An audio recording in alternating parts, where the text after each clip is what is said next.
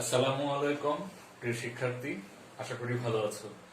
যারা বিভিন্ন জায়গায় বসে দেখছো, আশা করি সবাই ভালো আছো। তো আমরা গত ক্লাসে কি করেছিলাম মনে আছে? সমান্তর ধারা করেছিলাম আমরা, তাই না? সমান্তর ধারা মনে আছে তোমাদের নিশ্চয়। তারপর আমি একটু তোমাদের স্মরণ করিয়ে দিতে চাই, আমার সাথে লিখো। বোর্ড দেখা সমস্যা হতে পারে, এই জন্য আমি বলবো মুখে, সাথে সাথে লিখো। দেখো আমরা এরকম ক্লাস করেছিলাম গত ক্লাসে, 2 প্লাস 4 প্লাস 6 প্লাস 8 প্লাস, এরকম ছিল সমান্তর ধারা। তো তোমাদের নিশ্চয়ই মনে আছে যে এখানে সমান্তর ধারা আমরা বলেছিলাম কেন, যে এটার ডিফারেন্স গুলি সমান। এখান থেকে 4 থেকে 2 বাদ দিলে 2, 6 থেকে 4 বাদ দিলে 2, 8 থেকে 6 বাদ দিলে 2, এইভাবে ছিল। অন্তর সমান জন্য সমান্তর ধারা ছিল, এটা আমরা গত ক্লাসে করেছি। আজকে দেখো তো, যদি আমি এরকম ধারা লিখি 2, 4, 8, 16, এরকম ধারা যদি লিখি, দেখো তো কেউ বলতে পারো কিনা এই ধারাটা কিরকম ধারা বা এটার নাম কি, কেউ বলতে পারো কিনা? হ্যাঁ, ঠিক তাই, যেটা গুণোত্তর ধারা। ভেরি গুড, থ্যাংক ইউ, যেটা গুণোত্তর ধারা। আচ্ছা, একজন কি কেউ বলবা যে এটা গুণোত্তর ধারা কেন বলা হলো? দেখো এখানে 2 পরে 4, মানে এটাকে 2 দিয়ে গুণ করা হয়েছে, এরপরে 4 কে আবার 2 দিয়ে গুণ করা হয়েছে, উত্তর গুণ, এই জন্য এটা হলো কি গুণোত্তর ধারা। ঠিক আছে, আজকে আমরা করব গুণোত্তর ধারা। ওকে, গুণোত্তর ধারা।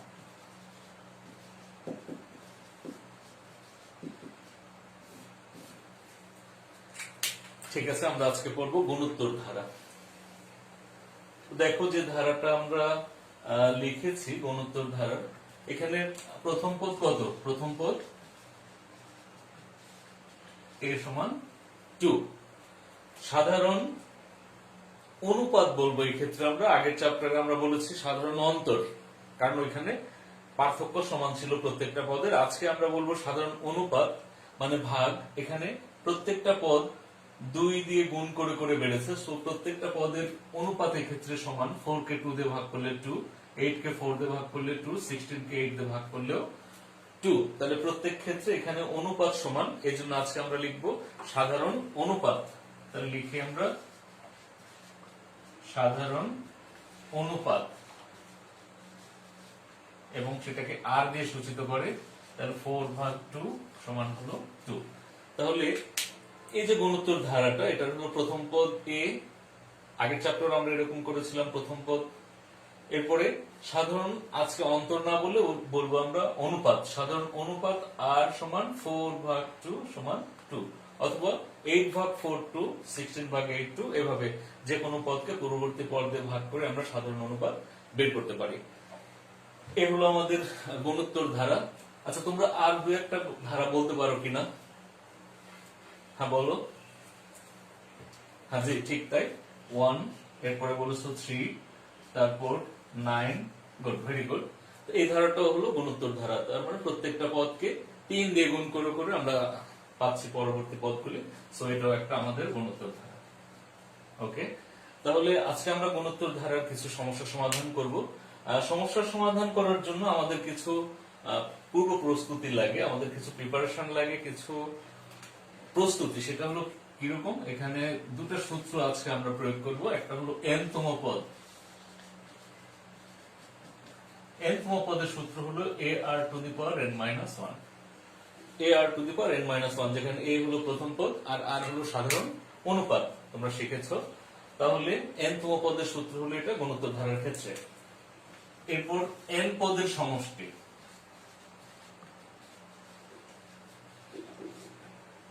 n পদের সমষ্টি আমরা দুই ভাবে লিখব, a ইনটু r⁻n-1 নিচে r-1। এটা লিখবো আমরা যখন r গ্রেটার দ্যান 1, মানে r এর মানটা যখন 1 থেকে বড়, r এর মান 1 থেকে বড়, তখন আমরা সূত্রটা এইভাবে লিখবো। আর যদি r এর মান 1 থেকে ছোট হয়, সেক্ষেত্রে আমরা সূত্রটা লিখবো এইভাবে, জাস্ট একটু উল্টা। এখানে লেখা ছিল r-1, আর নিচে আমরা লিখবো 1 - r। এটুকুই পার্থক্য। এটা লিখবো যখন আর লেস দেন 1। তাহলে সূত্রটা মূলত একই সূত্র, জাস্ট দুই রকম ভাবে আমরা লিখি। এখানে আর বড় হলে এভাবে লিখি, আর যদি 1 থেকে ছোট হয় তাহলে আমরা সূত্রটা এভাবে লিখি। তো ঠিক আছে, চলো আমরা এই দুটো সূত্র প্রয়োগ করে আজকে কিছু সমস্যা সমাধান করি। বই খোলো 13.2 এর পৃষ্ঠা নাম্বার 264। ঠিক আছে, আমরা শুরু করি। 5 নম্বর অঙ্কটা দেখো, বলছে ধারাটির অষ্টম পদ নির্ণয় করো। আমি পূর্বে বলেছি যে আজকে আমরা পদ নির্ণয় করব এবং কিছু সংখ্যক পদের সমষ্টি নির্ণয় করব। তো চলো আমরা 5 নম্বর অঙ্কটা করে ফেলি। ওকে, সবাই আমার সাথে লিখো। বোর্ড দেখো সমস্যা হতে পারে, এজন্য আমার সাথে সাথে লিখো। আমি মুখে বলছি, আমার সাথে সাথে লিখো, লিখলে সুবিধা হবে। তো 64 প্লাস 32 প্লাস 16 প্লাস 8, এই ধারাটার বলছে অষ্টম পদ নির্ণয় করো। তো অষ্টম পদ নির্ণয় করো, তাহলে নিশ্চয়ই শিক্ষার্থীরা বুঝতে পারতেছো যে অষ্টম পদ নির্ণয় করো। আমি তোমাদের বলেছিলাম যে প্রথম যে সূত্রটা আমি লিখেছিলাম সেটা হলো n তম পদ, মানে পদ নির্ণয় সূত্র। তো আমরা এখানে বলতে পারি ধারাটির প্রথম পদ, ধারাটির প্রথম পদ a সমান 64। ধারাটির প্রথম পদ a সমান 64।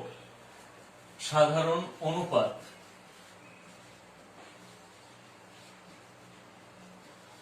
সাধারণ অনুপাত আর হলো 32 ডিভাইড বাই 64, কাটাকাটি করলে হাফ। তাহলে আমরা পেয়ে গেলাম প্রথম পদ, পেয়ে গেলাম সাধারণ অনুপাত আর পেয়ে গেলাম। তাহলে ধারাটির n তম পদের যে সূত্রটা ছিল, n তম পদের সূত্র দিয়ে আমরা ধারাটির অষ্টম পদ নির্ণয় করতে পারবো। n তম মানে n এর পরিবর্তে আমরা ওখানে 8 বসিয়ে দিলে আমরা অষ্টম পদ পাবো। তাহলে লিখি আগে, অর্থাৎ ধারাটির n তম পদ a r to the power n minus 1। তাহলে অতএব অতি সহজে আমরা করতে পারি n তমর পরিবর্তে আমরা অষ্টম পদ বের করব। অতএব ধারাটির অষ্টম পদ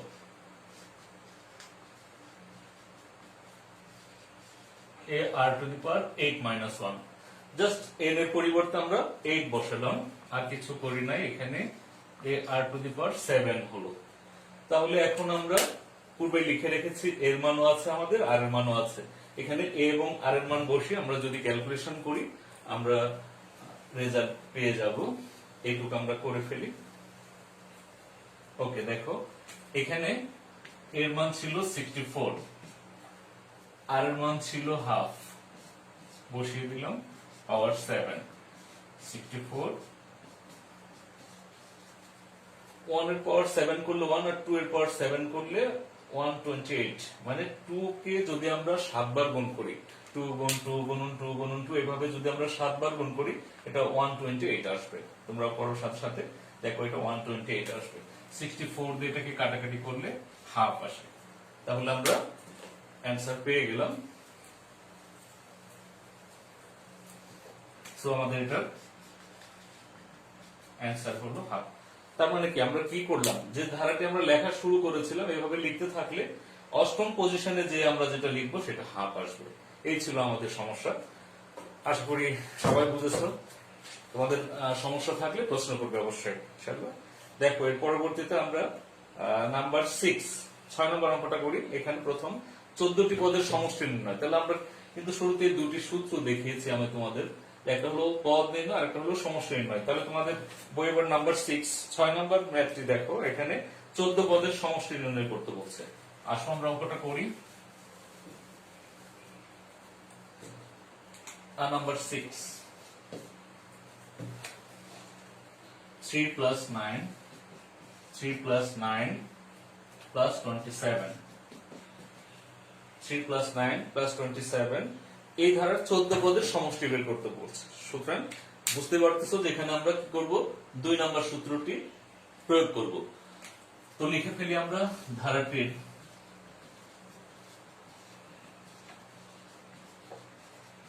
প্রথম পদ a সমান 3। ধারাটির প্রথম পদ a সমান 3। সাধারণ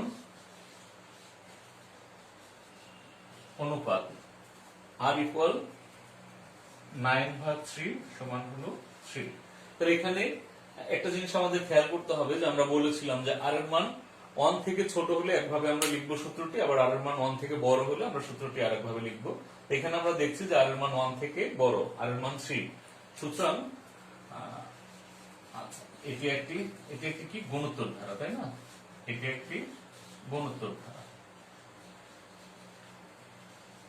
লিখে নিলে ভালো, এটা লেখা তোমার বোঝার জন্য বা মনে রাখার জন্য এটি লেখা ভালো যে এটা একটি গুণোত্তর ধারা। আচ্ছা, অতএব ধারাটির n পদের সমষ্টি। প্রথমে আমরা n পদের সমষ্টিটা লিখে নিই। এখানে আর এর মান কিন্তু 1 থেকে বড়, আর এর মান 3, সো আমরা সূত্রটা লিখব a into r to the power n minus 1 নিচে r minus 1, যেহেতু আমাদের এখানে r greater than 1, আর যেহেতু 1 থেকে বড় এই জন্য আমরা এভাবে লিখেছি এখানে। হ্যাঁ, তো ঠিক আছে, আমরা এখন মান বসাবো, আর কিছু করার নেই আমাদের। এখানে সবগুলি মানে আমাদের আছে, মানগুলি আমরা এখন বসিয়ে দিলে আমরা উত্তর পেয়ে যাব, তাই না? এর মান হলো আমাদের 3, আর এর মানও 3।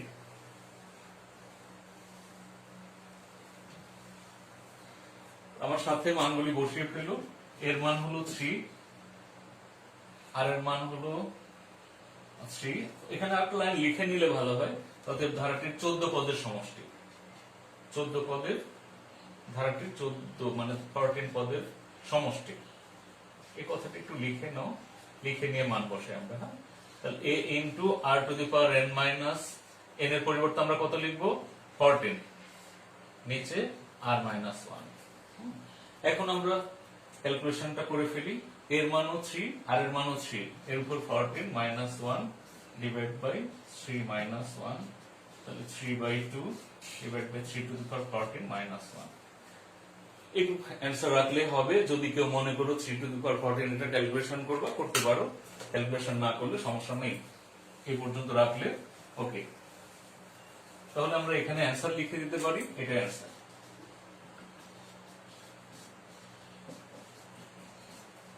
ওকে, তাহলে আমরা দুইটা সূত্র দেখলাম, দুই সূত্রের আমরা দুইটা সমস্যার সমাধান করলাম।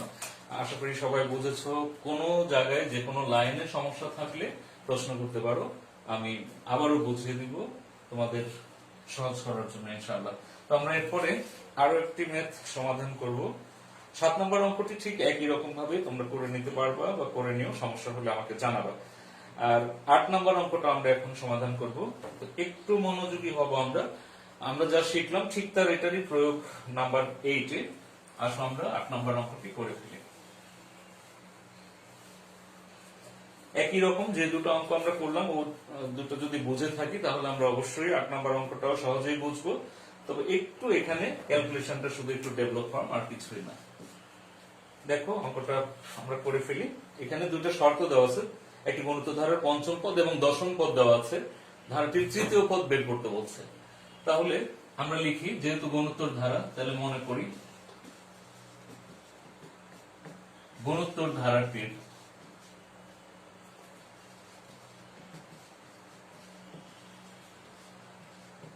ধারাটির প্রথম পদ এ, গুণোত্তর ধারাটির প্রথম পদ এ সাধারণ অনুপাত, প্রথম পদে সাধারণ অনুপাত আর ধরলাম আমরা। তো এখানে শর্তে যেহেতু বলছে পঞ্চম পদ, অতএব ধারাটির পঞ্চম পদ কি হবে? n তম পদ ছিল a r to the power n minus 1, so এখানে পঞ্চম পদ হবে a r to the power 5 minus 1, just n এর পরিবর্তে 5, a r to the power 4। একইভাবে ধারাটির দশম পদ কি হবে? একইভাবে n তম পদের যে সূত্র, n এর জায়গায় 10 বসিয়ে দিলে হয়ে যাবে a r to the power 10 minus 1, that means a r to the power 9। তাহলে আমরা পঞ্চম পদ পেলাম, দশম পদ পেলাম। আমাদের শর্তে কিন্তু এই দুটার মান দেওয়া আছে। তোমার পঞ্চম পদ দেওয়া আছে 2√3/9 এবং দশম পদ দেওয়া আছে 8√2/81। তাহলে প্রশ্ন মতো লিখে আমরা জাস্ট এই দুটার পরিবর্তে মানগুলি বসাবো। তাহলে আমরা লিখে ফেলি প্রশ্ন মতে পঞ্চম পদ যেটা পেয়েছি আমরা ar⁴, এটার মান দেওয়া আছে তোমার 2√3/9, 2√3/9। আর দশম পদের মান দেওয়া আছে 8√2/81। তাহলে আমরা লিখে ফেলি ar⁴9, এটার মান দেওয়া আছে 8√2/81, 8√2/81। তাহলে এই দুটো শর্ত দেওয়া ছিল, আমরা মান সেখান থেকে লিখলাম। এখন এটাকে আমরা সমীকরণ 1 দিই, এটাকে সমীকরণ 2 দিই। এই পর্যন্ত আসার পর আমার বুঝতে হবে যে প্রবলেমটা হলো আমরা তৃতীয় পদ নির্ণয় করব। তৃতীয় পদ নির্ণয় করার জন্য কি দরকার আমার, এটা আগে বুঝে নিই আমরা। তৃতীয় পদের সূত্র হলো এরকম ar⁴2। সো এখান থেকে আমার বুঝতে হবে যে তৃতীয় পদ নির্ণয় করার জন্য আমরা কি লাগছে, আমার লাগছে এর মান এবং আর এর মান। তাহলে এই দুটো শর্ত থেকে আমরা এর মান বের করব এবং আর এর মান বের করব। বের করলে আমরা প্রবলেম সলভ করে ফেলতে পারবো ইনশাআল্লাহ। তাহলে আমাদের দরকার এখন কিসের মান, এর মান দরকার হবে এবং আর এর মান দরকার হবে। তাহলে আসো আমরা এই দুই শর্ত থেকে আমরা এর মান এবং আর এর মান নির্ণয় করি। এখানে সহজেই দেখা যাচ্ছে সমীকরণ 2 কে এবং 1 দিয়ে যদি আমরা ভাগ করি, 2 কে 1 দিয়ে ভাগ করলে সহজে আমরা এখান থেকে মান আর এর পেয়ে যাব। তাহলে সমীকরণ 2/1 থেকে পাই, 2/1 থেকে পাই। তো ar⁴9 নিচে হলো ar⁴ সমান 8√2/81 ডিভাইড বাই 2√3/9। বোর্ড দেখার সমস্যা হতে পারে, এজন্য আমি মুখেও বলছি, জোরে জোরে বলছি, আমার সাথে সাথে লিখে ফেলো। লিখে ক্যালকুলেশন করলে অতি সহজেই আমার সাথে সাথেই করে ফেলতে পারবা। আমরা একটু উপরে লিখবো।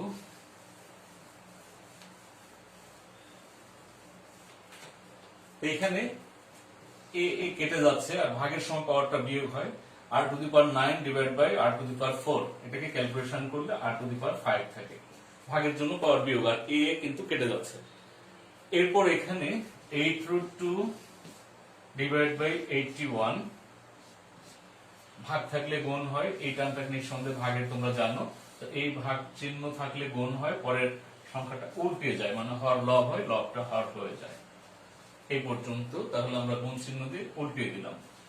তাহলে r⁵ ইকুয়াল, এখানে 9 আর 81 কাটাকাটি করলে 9 9 81 9 হয়, আর 9 সাথে √3 থেকে গেল। এই 2 দিয়ে আবার 8 কে কাটলে 4। দেখো এখানে শুধু এই অঙ্কটা, এইখানে একটু বোঝার ব্যাপার, একটু খেয়াল করো, একটু বোঝার চেষ্টা করো যে আমি এটা কি করলাম, ক্যালকুলেশনটা কিভাবে পেলাম। এখানে আরেকবার দেখো, 9 9 81, 81 কে 9 দিয়ে ভাগ করলে 9, এই জন্য। আর এই 2 দিয়ে 8 ভাগ করলে 4, তাহলে এখানে 2 থাকছে না, ভাগ হয়ে যাওয়ার জন্য এই 2টা থাকছে না, তাহলে এখানে 4 হচ্ছে, 4√2। একইভাবে এখানে 9 থাকছে না, 81 9 9 81, এখানে 9 হয়ে যাচ্ছে 9√3, আর এই 2 দিয়ে কিন্তু এখানে 8 কে ভাগ করা হয়েছে 4। এই পর্যন্ত আসার পর আমরা একটু খেয়াল করি এটা বুঝি কিনা। √2/√3, এটার উপরে যদি আমরা 5 পাওয়ার দিয়ে দিই, তাহলে 5 পাওয়ার দিলে দেখো আমি উপরে একটা, যে কোনো উপরে বা নিচে একটা বুঝিয়ে দিলে অপরটা বুঝতে পারবো। আর উপরে যদি আমি বুঝাই √2 গুণ √2 গুণ √2, 5 মানে কি 5 বার গুণ হবে এটা। তাহলে যদি আমি 5 বার গুণ করি, তাহলে 2টা গুণ করলে 2 পাচ্ছি, আরো 2টা গুণ করলে 2 পাচ্ছি। √2 গুণ করলে 2, এখানে √2 গুণ করলে 2, আবার এই 2 2 4, শেষে √2। তাহলে √2 কে 5 বার গুণ করলে 4√2 পাওয়া যাচ্ছে। একইভাবে √3 কে যদি আমরা 5 বার গুণ করি 9√3 পাবো। সেম ভাবে অবশ্যই তোমরা এটা করে নিতে পারবা নিজেই। তাহলে সেখান থেকে আমরা কি পেলাম, এবার পাওয়ারগুলি উঠে গেলে আর এর মান পেলাম আমরা √2/√3। ওকে, তো এবার আর এর মান √2/√3, এই মানটা আমরা কোথায় বসাবো, সমীকরণ 1 এ বসাবো। সমীকরণ 1 এ আমরা বলি, সমীকরণ 1 এ আর এর মান বসিয়ে পাই। সমীকরণ 1 এ আর এর মান বসিয়ে পাই। সমীকরণ 1 কি ছিল মনে আছে? এ আর to the power 4, A R to the পাওয়ার 4 ছিল। এ আর টু দি পাওয়ার 4 কি ছিল আগে আমি বুঝাই, পরে মানটা বসাই। এ আর টু দি পাওয়ার 4 সমান ছিল তোমার এখানে 2√3/9 ছিল। এটা ছিল আমাদের কি সমীকরণ 1। এ আর টু দি পাওয়ার 4 2√3/9 পঞ্চম পদ যেখানে ছিল। তাহলে আমরা কি করব, এইখানে আমরা আর এর মানটা বসিয়ে দিব। আমরা আর এর মান পেয়েছি √2/√3।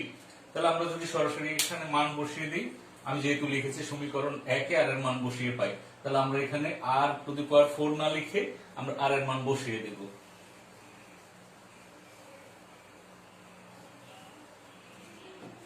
তাহলে আর এর মান হলো √2/√3, এর উপরে হলো 4। দেখো ক্যালকুলেশন করলে কি আসে, এ গুণন এখানে আসবে কত, √2 কে যদি আমরা 4 বার গুণ করি তাহলে কি আসবে, 4 আসবে। একইভাবে √3 কে যদি 4 বার গুণ করি এটা 9 আসবে। একটু আগে দেখিয়েছি তোমাদের যে √3 গুণন √3 একটা 3 পাবো, আবার √3 গুণ √3 আর একটা 3 পাবো, দুটা 3 গুণ করলে 9 আসবে। একইভাবে √2 কেও 4 বার গুণ করলে এরকম 4 আসবে। তাহলে এটা হলো 2√3/9। তাহলে নিচে দুই দিক থেকে 9 যদি আমরা ভাগ করে তুলে দিই, 4a সমান কি থাকছে, 9 9 দুই পাশ থেকে চলে যাচ্ছে, 4a সমান 2√3 থাকছে। সাইড নোট দিয়ে দিতে পারো 9 দ্বারা গুণ করে। নিচে থেকে যদি উঠে যায় তাহলে আমরা বলবো গুণ করে, উপর থেকে উঠে দিলে আমরা বলবো ভাগ করে, তাই না? নিচে থেকে আমরা যেহেতু দুই পাশ থেকে 9 তুলে দিলাম, তাহলে আমরা কি লিখবো, 9 দ্বারা গুণ করে। তাহলে এখানে থাকছে আমাদের 4a 2√3। এখান থেকে আমরা উপরে লিখি 2, এখান থেকে আমরা এর মান পেয়ে যাব, এ সমান হবে আমার 2√3/4, অতএব এ সমান √3/2। তাহলে আমরা কি পেলাম, এর মান পেলাম √3/2, আর এর মান কিন্তু ছিল √2/√3। তাহলে আমার এখন তৃতীয় পদ বের করা সহজ হয়ে গেল।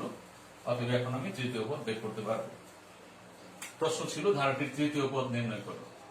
অতএব ধারাটির তৃতীয় পদের সূত্র ছিল তোমার ওইখানে নিশ্চয়ই জানা ছিল যে এ আর to the power 3 - 1 A R to the পাওয়ার 2। এখানে এর মান হলো √3/2 আর এর মান ছিল আমার √2/√3। তাহলে এর উপরে একটা স্কয়ার আছে, আমরা মান বসিয়ে দিলাম। আমরা একটু উপরে লিখবো, তাহলে এটা আসছে কত আমার √3/2, আর এখানে আসছে 2/3।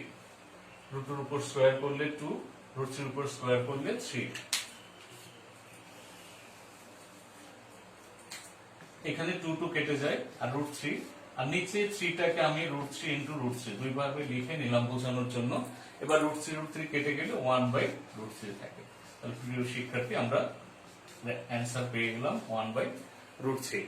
আশা করি তিনটা অঙ্ক ভালো মতো বুঝেছো। তবে বিশেষ করে এই 8 নম্বর অঙ্কটি বেশ তোমাদের মানসম্মত, অর্থাৎ এটি বিভিন্ন সময়ে তোমাদের সাথে দেখা হবে বিভিন্ন পরীক্ষায়। এই 8 নম্বর অঙ্কের এটাতে সৃজনশীল আসে, আমি দেখাবো তোমাদের পরবর্তী ক্লাসে এই অঙ্কগুলিতে কিভাবে সৃজনশীল আসে। যে যেখানে দেখছো ভালো থাকো, পরবর্তী ক্লাসে আমরা আরো অঙ্ক করবো এখান থেকে। সে পর্যন্ত সবাই ভালো থাকো, সুস্থ থাকো, শুভকামনা। আল্লাহ হাফেজ।